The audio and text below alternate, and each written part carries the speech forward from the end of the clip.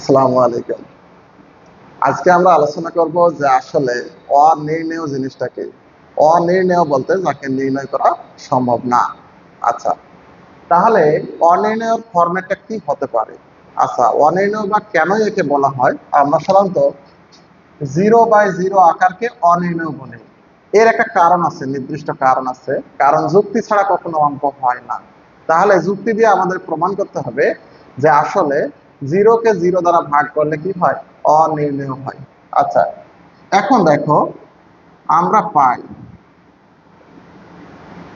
যে কোনো একটি সংখ্যা তার নিজস্ব সংখ্যার সমান, অর্থাৎ 0 = 0 আমি লিখতে পারবো। হ্যাঁ?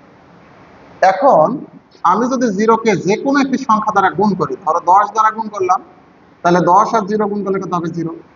আর আমি এখানে 20 দ্বারা গুণ করলাম, তাহলে 20 × 0 = কত হবে? ওই 0ই হয়ে যাবে। এখন এই 0 গুণ আছে, এদিকে আসলে কি হয়ে যাবে? ভাগ। তাহলে 0/0 20/10, অর্থাৎ 10 গুণ আছে ওদিকে গেলে কি হয়ে যাবে? ভাগ হয়ে যাবে। অতএব 0/0 কাটাকাটি করলে কত হয়? 2। তাহলে আমাদেরকে 0 ভাগ করলে 2 আসবে? কখনোই না। হ্যাঁ, আচ্ছা, তাহলে আমি এটা কেন বের করলাম? নিশ্চয় কারণ আছে। একটু আরেকটা উদাহরণ দেখি। তাহলে এবার দেখো তো, আবার 0 = 0 এটা তো লিখতেই পারি। এবার যদি আমি এখানে 50 দ্বারা গুণ করি, 50 × 0 = 150 × 0। কারণ 50 দ্বারা 0-কে গুণ করলে কত হবে? 0ই হবে। 150 দ্বারা 0-কে গুণ করলে কত হবে? 0ই হবে। কি ভাবছো? অবাক হয়ে যাচ্ছ যে কেন গুণ করতেছে?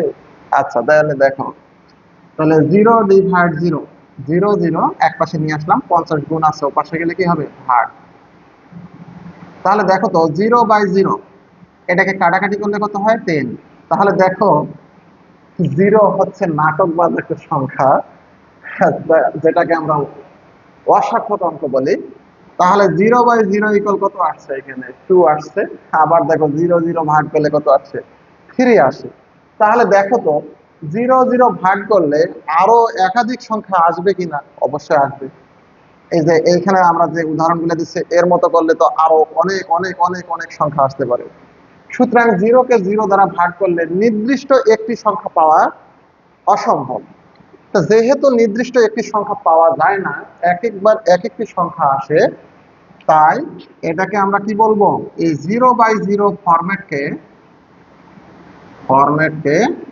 আমরা কি বলবো? অনির্ণেয় বলবো। তাহলে দেখো, 0/0 কেন অনির্ণেয়, আশা করি সবাই বুঝতে পেরেছো। আল্লাহ হাফেজ।